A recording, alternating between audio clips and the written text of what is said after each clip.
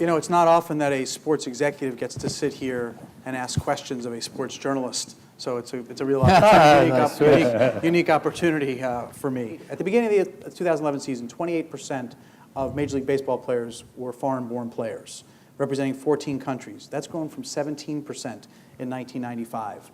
Dominican Republic was the largest group. Venezuela had 52. Japan had 16, Canada 14, Mexico 11, Cuba 11, as well as places like Australia, Colombia, Curacao, South Korea, the Netherlands, Nicaragua, Panama, Taiwan, and a few others. So the list is large and growing, and the concentration is starting to spread out, which means that our friends at Major League Baseball are succeeding in what they're trying to do. And Larry, let's start with you.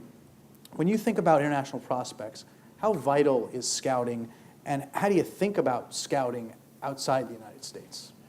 Well, it's critical, Russell. I mean, the effort to develop players is the central focus of what our baseball team is about. We need elite players to provide entertaining, winning baseball games, and we've got, like other businesses, we've got to look beyond the traditional places where the information revolution has affected baseball teams as well as other industries and other businesses. So we want the best players, and we are not going to avert our eyes from any avenue that can improve this team. And you said it quite well, that 28% of the players in the big leagues are foreign-born.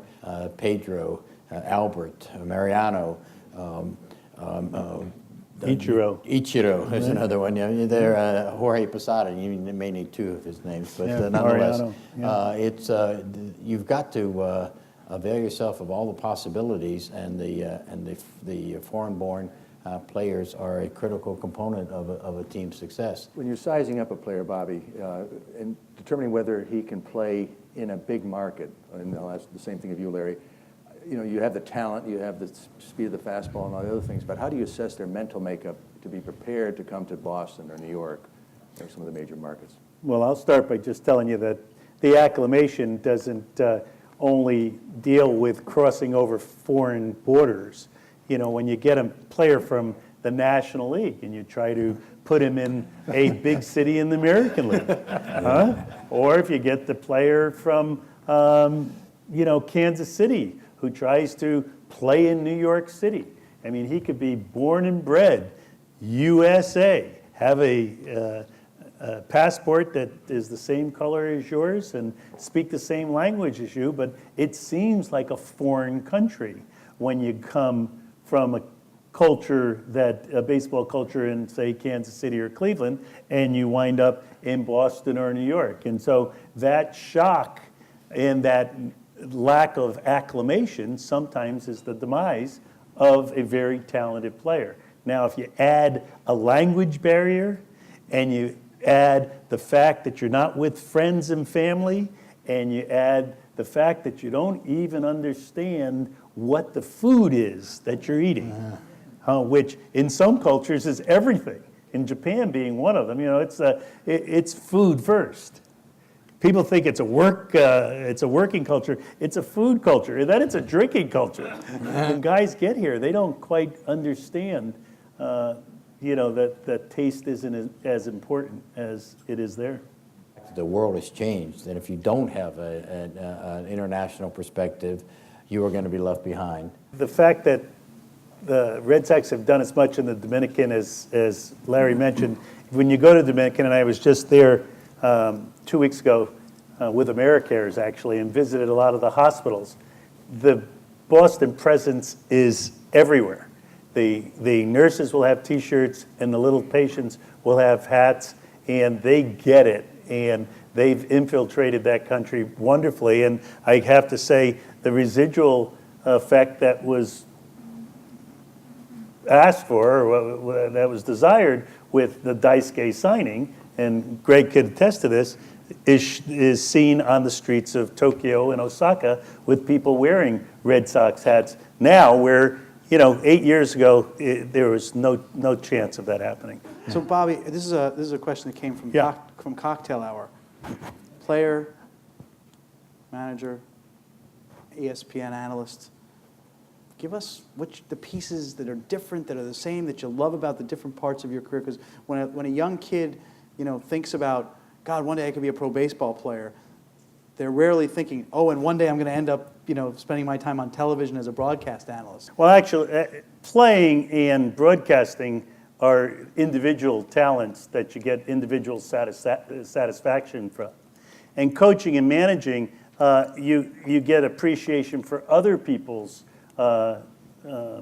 contributions to the sport. And I liked them both equally. I really enjoyed playing and loved the competition, and I really enjoyed seeing guys get the first hit while I was managing for them, or get the game-winning hit in the bottom of the 12th after they were 0 for 4, or strike out a guy with a new pitch that he developed in the bullpen between times. I mean, all those little victories during competition as a manager and a coach are very satisfying. I don't think they're quite as satisfying as calling, hey, right now I think he's going to throw a curveball, he's going to hit a home run, and Dan Shulman will go, good call, he threw a curveball, he hit a home run, or actually hitting the home run, which is the ultimate. So we got a young man in the second row who's a senior in high school, applying Josh Stein. applying to Yale. I know Josh, yeah. What would you say to a kid in high school who one day dreamed of being in sports management? What should they do along the way? Josh and I had a short conversation earlier.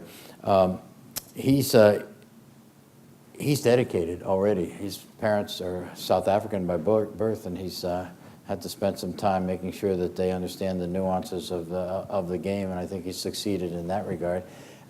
We talked, and my sense was, the obvious thing sounds like a cliche, but get yourself a hell of an education. Don't worry about it yet. There'll be opportunities down the road, but get the foundation. It's not good enough, Josh, just to like the game and be passionate about it. You've got to bring something to the table. You've got to be a good lawyer, a good accountant, or you've got to have some kind of skill or gift, a talent for evaluating players, something, but more than just a passion and for a team as a great fan. And so I'd say that first. Secondly, I would say after you get that great education, that great foundation, understand that there's no obvious linear way into baseball or professional sports. It's not. You've got to be persistent and pursue it in a variety of different ways, because it. But there are openings. We have 150 people who work full-time in Boston, and we probably have 800 people in our organization who work full or part-time for us. So that's just one team. So there are opportunities out there. Some teams have a dedicated DH like Ortiz, and others have a floating DH like the Yankees. Bobby, how should a team decide whether to go one way or the other? I see that Sox have not offered David a contract as of yet, although he was a free agent as of 12 noon. How do you make that decision? When you have a real good one like David, he's your regular DH. And when you don't have a real good one, then you float and you let guys go through and get their rest as a DH. I think that's kind of simple. And really, David Ortiz is a dying breed.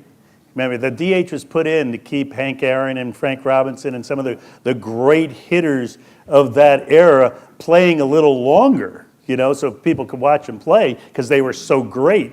There aren't that many great designated hitters anymore. Internationalization of fitness. John Henry suggested they were going to maybe bring the Liverpool trainer in to improve the Red Sox fitness. So can we learn something from the rest of the world on training? I think our athletes here are getting more fit. They're better. They're better conditioned than they have been in the past. Japan does more with the small inner muscle and does a lot more with balance and endurance than we do here. I think we could take a little of that. The question is, how much is more? And then do you start getting diminishing returns by too much? I would say one of the great benefits of globalization of baseball is that we're going to learn things from other countries. We'll wait and see. And I especially want to thank Russell, Larry, and Bobby for an outstanding job.